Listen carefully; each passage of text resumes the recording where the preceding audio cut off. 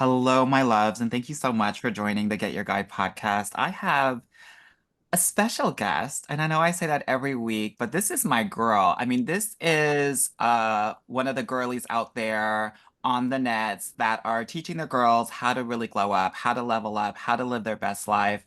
Miss Jodie Taylor, girl, tell the ladies who you are, what you do, and why you're so fabulous. And thank you for being here, by the way. Of course, I love you, Anwar. Uh, so two things. One, on a corporate lens, I work in the entertainment industry, specifically in music, as a senior director of diversity, equity, and inclusion. And I have been in that field since I graduated, so 10 to 15 years. And prior to this role, I was the head of diversity at a real estate company, have worked in tech, all of that good stuff. The through line through all of that is I'm really passionate about helping communities of color, specifically women of color. So I do that both in my career and then in the content creation space. So I am a TikTok girly. I started my platform about 2 years ago. And the premise, once again, the through line there is creating opportunity and democratizing information that I felt like I didn't have access to growing up, specifically for women of color. Yeah, definitely. And we're hoping to bring some of that information and knowledge to this podcast. That's why you're on, girl, because one of the things that I know is that you are about the glow up. You're glowing right now, by the way. But I love the information that you're sharing with the ladies so that they can kind of glow up and really kind of pour into themselves in such a like significant and intentional way. So talk to me about why glowing up is kind of important to you, and maybe you can share a little bit about your glow up journey. Yeah.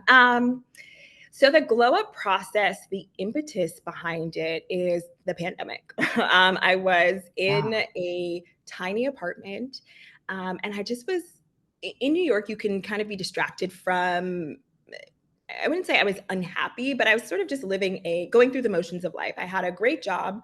I was in my 20s and I would go out on the weekends and then I would go to work, and that was sort of it.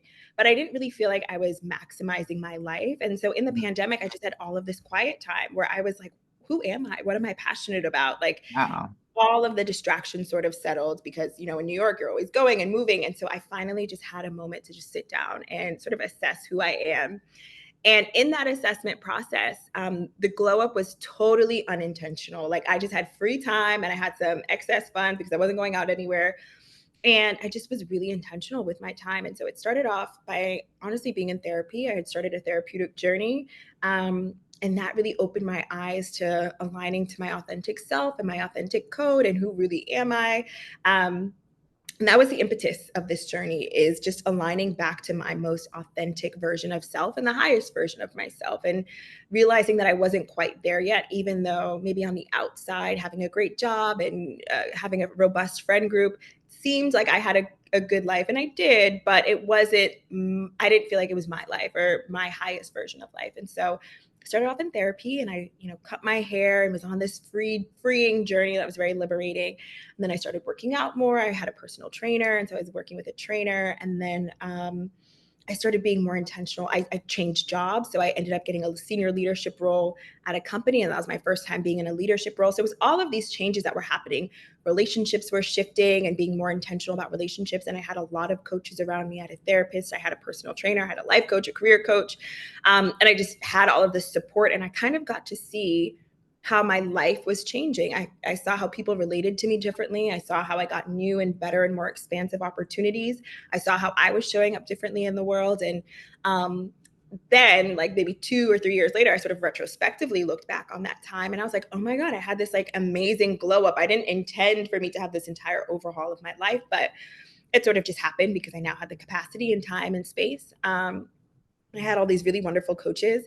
And so that's sort of how the glow up journey happened for me. It was, Yeah. once again, I didn't intentionally want that to happen, but I sort of looked back and just saw how beautiful and expansive my life had become over the past 2 to 3 years. And I realized, like, I just wanted to share this with other women. Yeah. And we're going to share it right now, girl, right? Because Yes. the girls need to know. And I know that you have Yes. kind of a so I know that you have kind of like a formula, kind of Mhm. how to think about this glow up journey and how to focus in. So why don't you share with the ladies kind of how you think about kind of glowing up, and we can go into step by step because really the intention of this podcast is for the ladies to pick, one or two things that they can think about, focus on in your quadrant, right?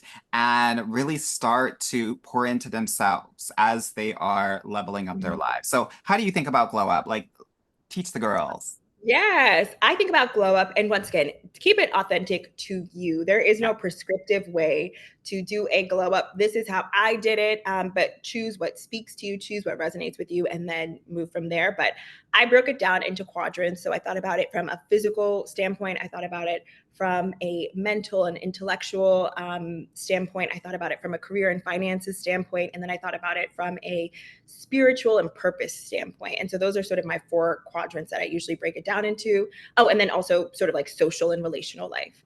And those are that comes from, and I think what's a good exercise for anyone who's listening is something called the pillars of your well-being. And that's an exercise that I worked with one of my coaches. And essentially, it's all of these different pillars of your well-being. So it can be social life, it can be career, finances, mental, physical, spiritual, relationship, whatever it is.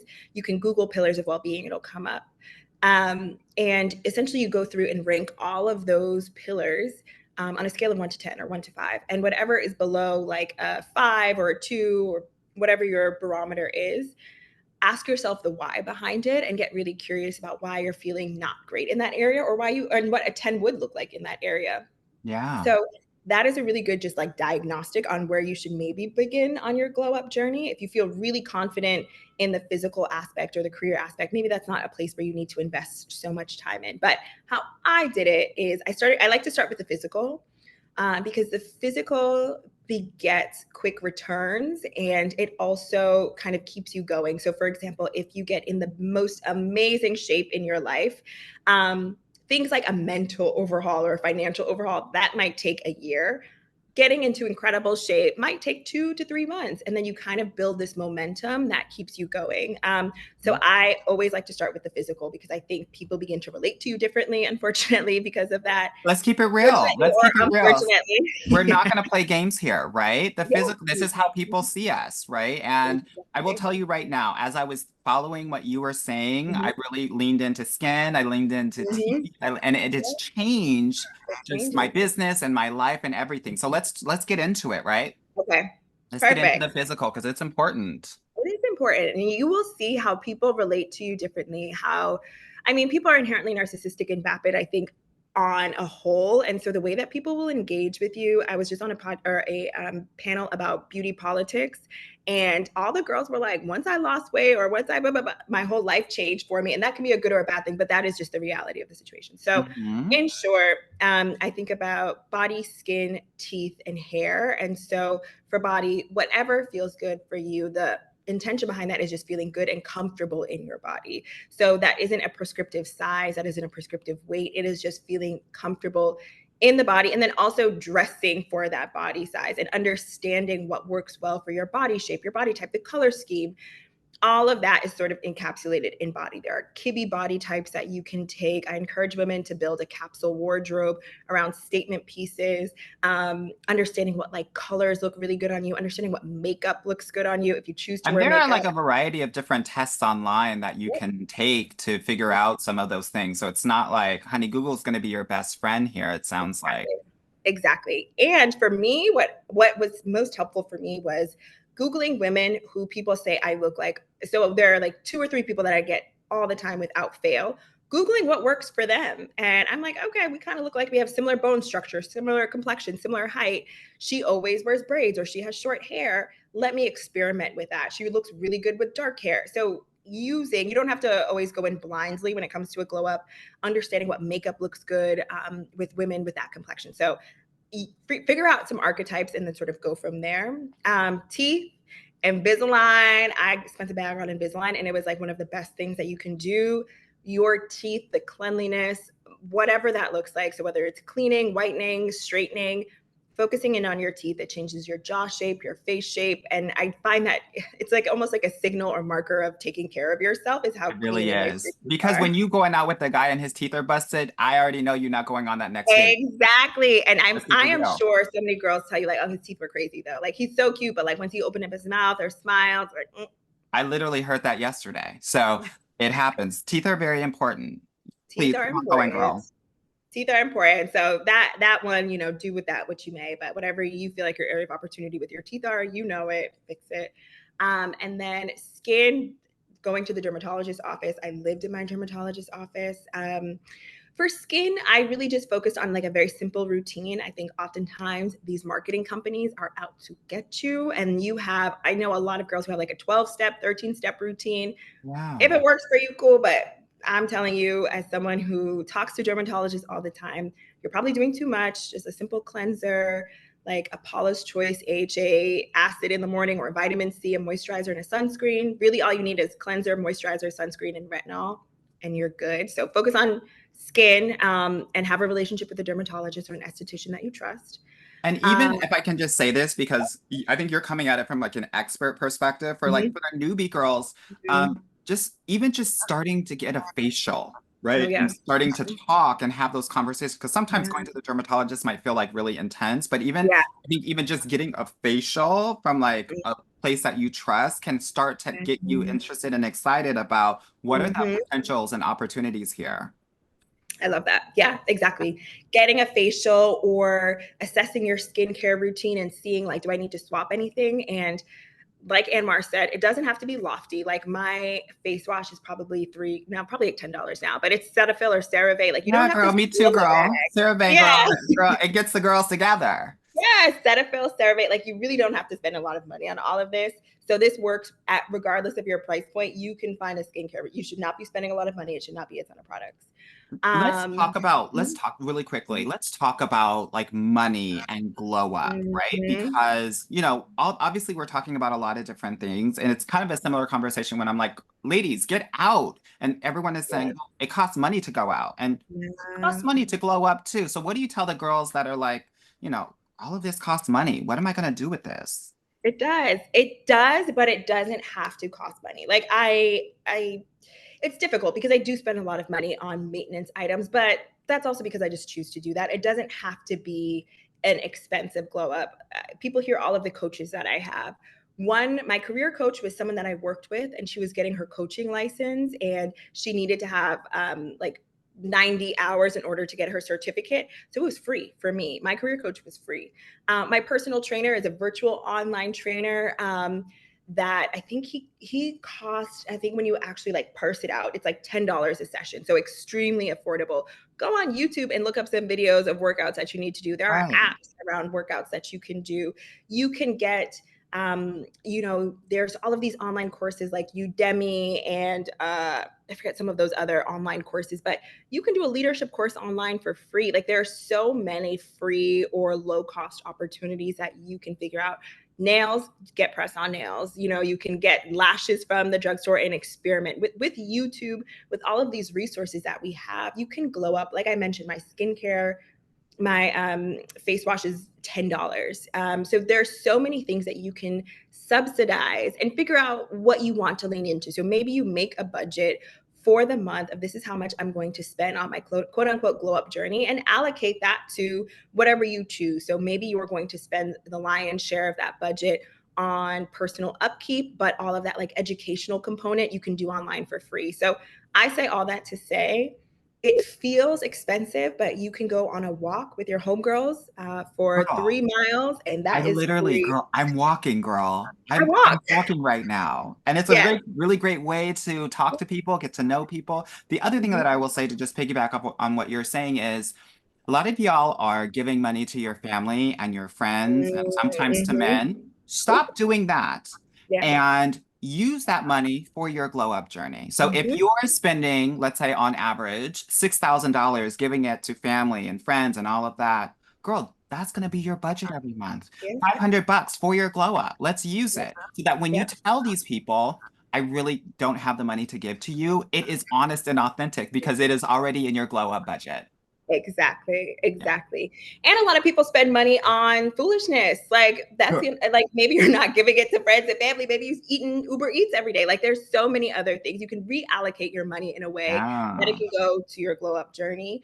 And so, yes, it doesn't have to be expensive. Certainly in the pandemic, I was not going anywhere. So I just had some money left over. But a lot of the coaching and a lot of the things that I leaned into during that time were free or subsidized. So it sounds expensive, but you can certainly do it at whatever price point or budget. I love that. Okay, girl, let's talk about social because, the pandemic made a lot of girls not just work from home, but live from home. So, how can we get out there? How can we deepen relationships? What does that look like? How did you think about it? Yeah. So there are sort of two aspects when I talk about social, two aspects of social that I think about. There's one aspect that is almost like an aspirational social. And I think that comes from living in a major city like New York. And that talks about creating aspirational spaces. So being on a junior board, going to galas, all of that. And then there's the other social component, which is relationships. And how do you have better relationships? How do you spend your time more intentionally? So I think about social in two ways. The latter, I think, is very broadly applicable. I did a video maybe like a month ago that did pretty well, and it was talking about how your life is boring because you don't have hobbies. And so a lot of us go to work and come home and That's watch it. TV or talk on the phone, and that is your life. And you're like, oh, I'm not satisfied with life. And it's because you don't have a rich life. You need to think about your social life in a more complex and interesting way. So I talk about having hobbies that make you hot, which are walking, Pilates, joining a tennis club, hobbies that make you smart. So going to Toastmasters, being a part of a book club, listening to a podcast every morning, reading. Those are hobbies that make you smart. Hobbies that make you rich. So that could be learning a second language, that could be starting a business, that could be doing consulting online, and that hobbies that give you purpose or fulfillment. So that is like volunteering. That is, once again, you can start a business that you're really passionate about. You can, TikTok for me gives me a purpose. I'm able to engage with women and connect with women and coach women and help women live their best lives. So you need hobbies that touch on every aspect of your life to really give you that rich and fulfilling life. So that's one component of social. And then, of course, there's having deep and complex relationships with friends and spending intentional time with your friends and learning how to have a board of directors in your life who are people who can advise you and inspire you, having mentors, having friends and peers, and just understanding the different levels and dynamics of friendships that you need to have in order to have like a really complex and fulfilling life.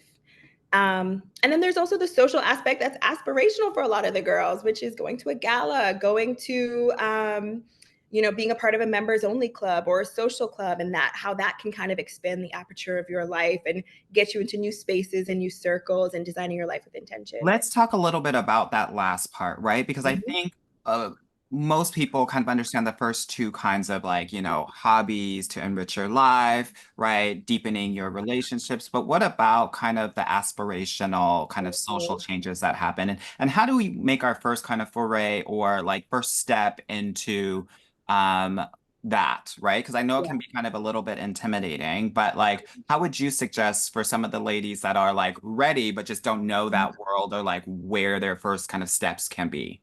Yeah. I would say there are a few things that you should think about if you're trying to like level up your social life or be in aspirational spaces. The first one is you got to be tight. Like you got to do your work on the front end. And what I mean by that is if you're looking for like a social mentor, you're looking to be a part of junior boards or galas or that sort of space. Um, those spaces require you to have done the work on the front end. So making sure from a career standpoint, you're comfortable and that you can be an entrepreneur, you can be a career girly. It's not prescriptive in that sense. But for a lot of these spaces, I think you have to, and particularly if you're looking for like a social mentor, you kind of have to already have your life in order for some of that. And I don't mean that to be discouraging, but I do think this is on the more frivolous, not frivolous, but like on the latter end of the glow up. Like you want to make sure that you feel comfortable and confident in your body. You want to make sure that you're comfortable and confident in your career. It also requires money oftentimes to be in these sort of aspirational spaces, whether you're going on trips or joining a board.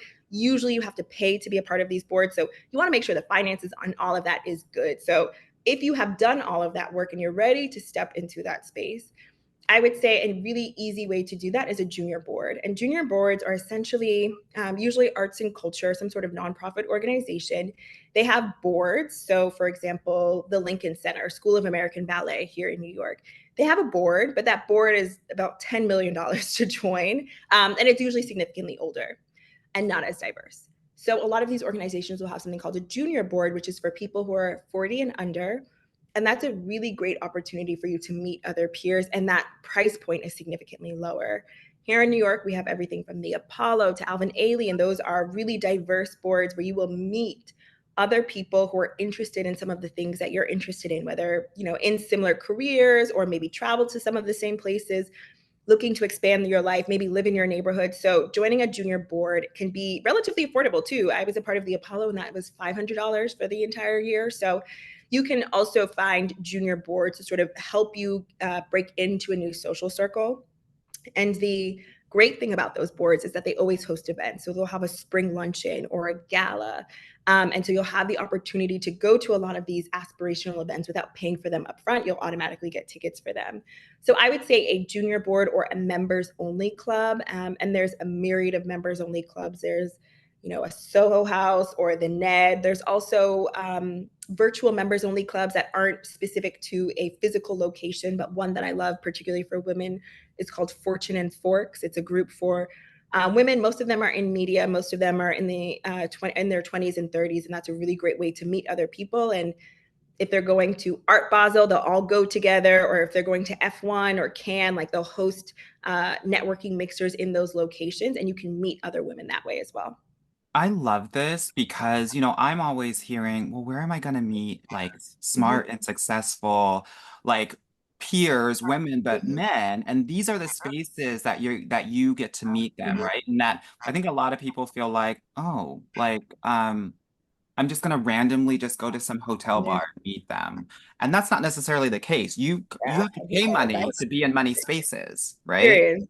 So please, ladies, listen to her in terms of like really first steps. If you haven't even made those steps and you want to be in different surroundings, I think it'll be really helpful for you. Um, I love all of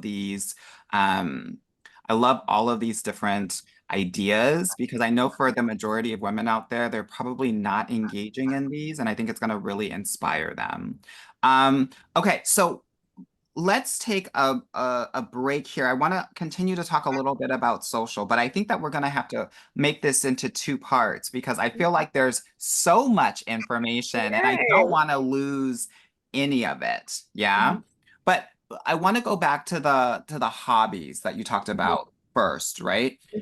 Because to your point, I think a lot of us are leading somewhat boring lives. And I want to Mhm. just like relate this to dating. Many of us are like feel boredom in our dating lives because we don't have anything to talk about.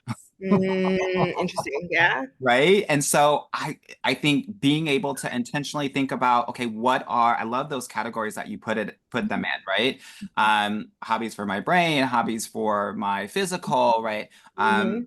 hobbies for deeper relationships. I also always want to encourage women to think about things that they used to do when they were children, just to Oh, get yes. a very playful Mhm. mode, right? If you grew up like, doing ballet, maybe you want to take a Mhm. ballet class or a bar class, right? Mhm. Those are all very important as well, because like you were saying, you also want to diversify kind of your social environments and aspects. Mhm. Yeah. I love that. I love that. Yeah, I actually forgot about the playful hobbies and then also hobbies that put you on and give you opportunities. So once again, that can be a members club. And then yes, the playful. I think that was really important, particularly when you're in these spaces that are so analytical that it can be really taxing to sort of return to your childlike self. And I mean, relating it to dating, it helps you get into your feminine energy. It helps you sort of release some of that hyper robotic experience that you can have when you're in corporate America, or if you're building a business or whatever that looks like. Doing things like arts and crafts, or even if you just do a paint and sip in your home, you don't have to, this doesn't have to be expensive. Once again, you can literally buy a paint set at Michael's and just paint, or I've bought pottery kits and have it delivered to your house and make a pot, like make a little bowl for yourself. But all of those things that sort of just allow you to be free and childlike, I really enjoy too.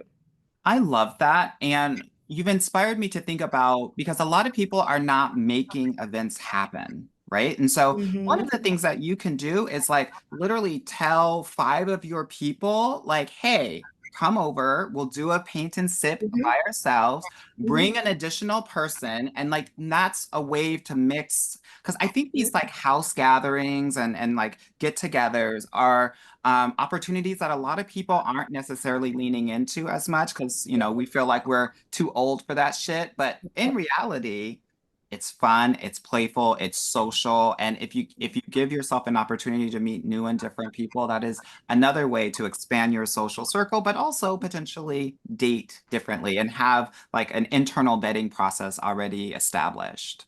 Agree. I love that, love that, love that. Good. Girl, I think we're gonna need a part two here. Yay! I'm Yes, flattered. girl. I think we're gonna need a part two here because it's just so much really great information. So, ladies, I want you to email me at amwar@getyourguycoaching.com or DM me at Dating Coach Anwar. And Jody, share your information as well so that they can reach out to you because I want to understand and hear what have you taken away from this part one episode of your glow up, and what are the first couple of glow ups that you're going to do? Love it. Well, my main platform for social engagement is on TikTok. So Jodie, Jodiek, as in Kimberly, Tay, Tay. And then I'm also on Instagram at JKT823. And those are my main platforms that you can find me at. So reach out to her because we're going to continue this conversation. I think it's really important, especially as, you know, dating is weird and challenging. And I mean, I think 2024 is the year of the glow up, is the year of focusing on yourself. And so this is one of the reasons why I had Jody on, and I am so excited to continue this conversation. So we'll see you next week. Thank you, Thank you. Jody. You're welcome.